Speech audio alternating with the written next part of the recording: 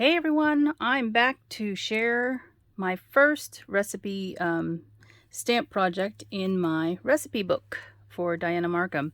So as you guys know, I built this recipe book to hold stamp images of Dianna Marcum's new stamps that she's releasing through AdornIt. This was the May subscription stamp as part of the monthly club kit. So you can see here, I've stamped it out on some Canson XL watercolor paper. But this is watercolored using watercolor markers. So the image here, let me show you the difference too, because when you stamp it on you stamp the image onto a piece of paper that's cut down to a smaller size, it does look smaller. So here's that image that I already colored up, right? So I die cut this for my card that is the faux recipe book a couple weeks back, so it could fit inside this card here. And so it's a smaller, it's a smaller sort of sizing for the A2 size card. It's the same stamp, but of course it's cut down. But when you stamp it out and put it on a larger piece of paper, the image does look much bigger. So what I use for this, if I can find my paper, is this recommended paper that I had seen on video from Sandy Allnuck.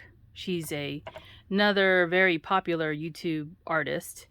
Well, I'm not an artist, I'm a crafter. It's debatable, right?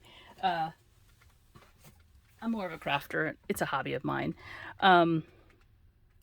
And so I wanted to continue playing with that paper and the markers that I have had for a very long time, because she had, said it really does make a difference with the paper you use.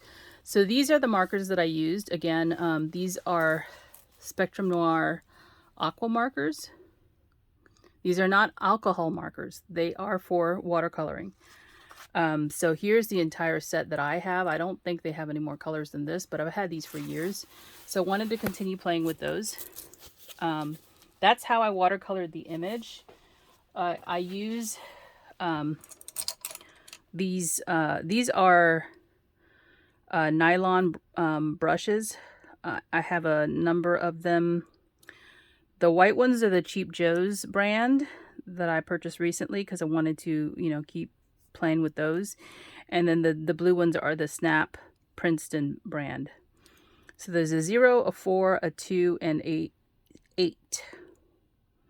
Okay, and I believe these are all nylon bristled brushes. And I just color some of the ink here on my glass mat, and then I pick it up with a wet brush, and I watercolor it. Now, the other thing I did use for this is my Faber-Castell colored pencils. These are not watercolor pencils. I do have those as well, but these are the regular color pencils. And I just use these to add some detail back into the image so that I could add some of that in. And it's just some of the shading, really. Let me see if I can come in closer and you can see it a little bit better.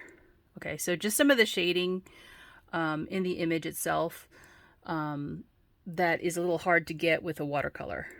So I did come back in and add some of those colors into the fruit and in the bowl. In addition to that, I use this glaze pen, and it's a Sakura glaze pen. Is that who makes these? Sakura? But there's the information on it for the black dots there. And then I also use 2 Copic markers, and I don't normally do this because I don't want to ruin the tip of my Copic marker, but I didn't sit on the spot for very long, so I used these 2 colors to give me a drop shadow for the bowl. Right here, you can see it right here. So there's a T0 and a T2. Those are both toner colors.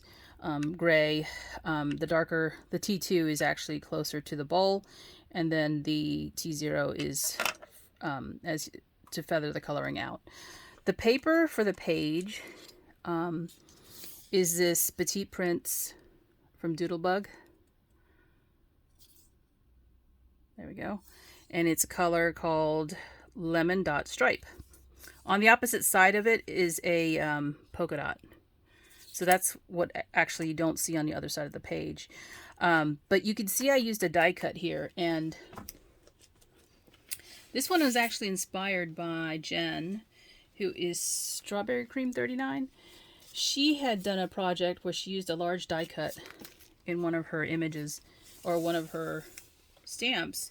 And I thought that's a great idea to pull these out and use them. And I have some large dies in my collection because I just do.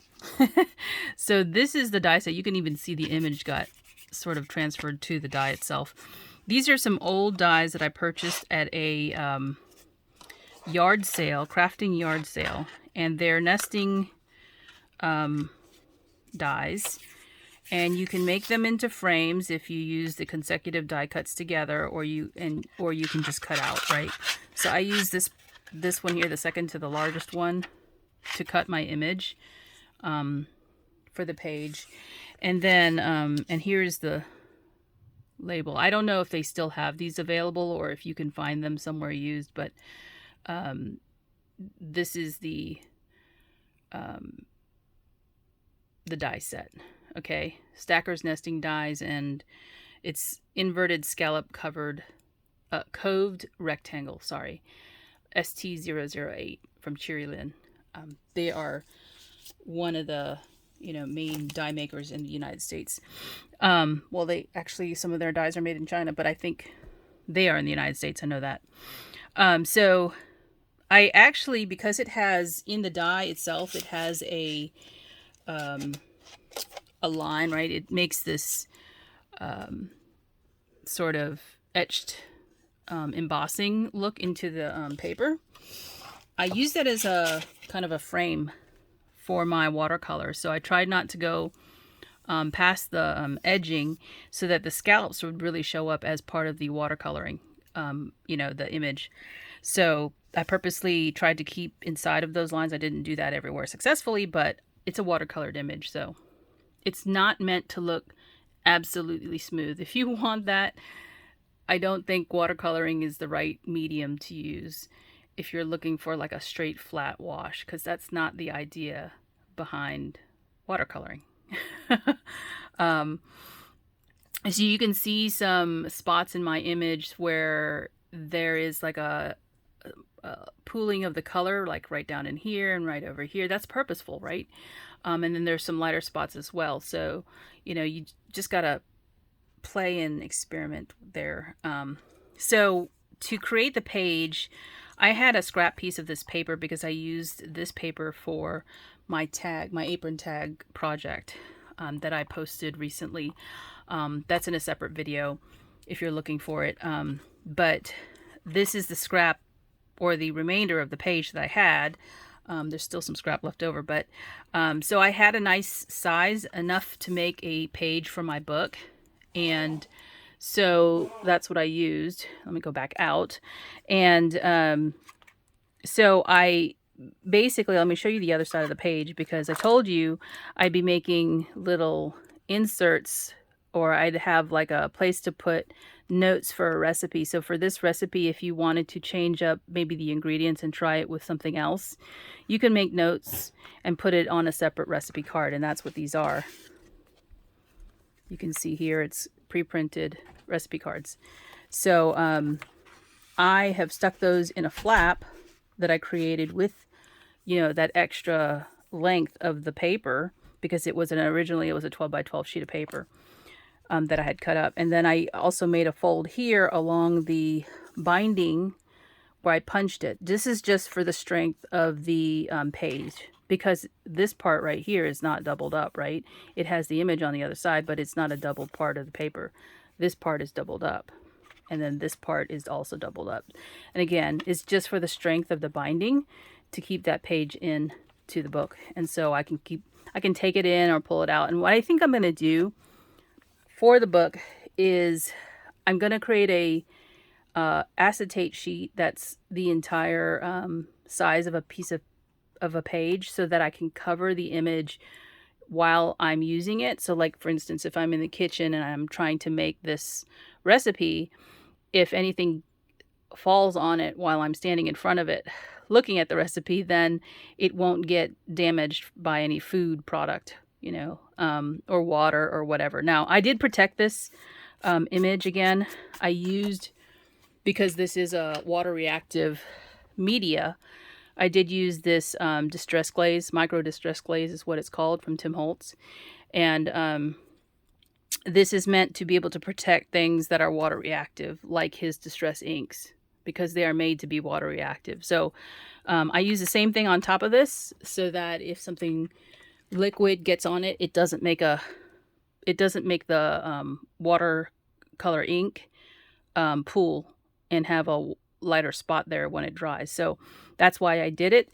But I also did use my Spectrum Noir sparkle pen on here. And Anna White has a hashtag going for the month of June. It's for Sparkles in June, I think is what it's called. So I'm going to put this under that hashtag as well as mine for the Dianna Marcum recipe book. So that is my project share for today. I hope you like it. If you are new to watercolors, just practice. Not everything is for everyone. You know, that's just a fact. But if you like it, if you like the loose sort of nature of it and you try not to control everything, you might enjoy it a lot better. I think when I first went into watercoloring, I was thinking, oh, it's a lot more like, you know, Copics maybe, but the technique is a little different. You're not trying to make sure that you keep things sort of in the lines and, you know, exact.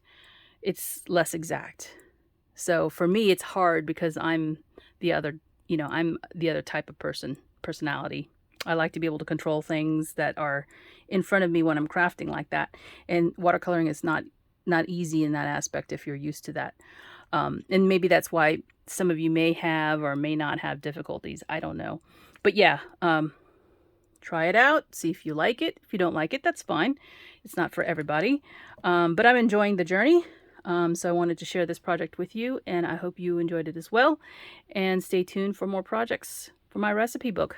Thanks for watching, guys, and I'll talk to you soon. Bye for now.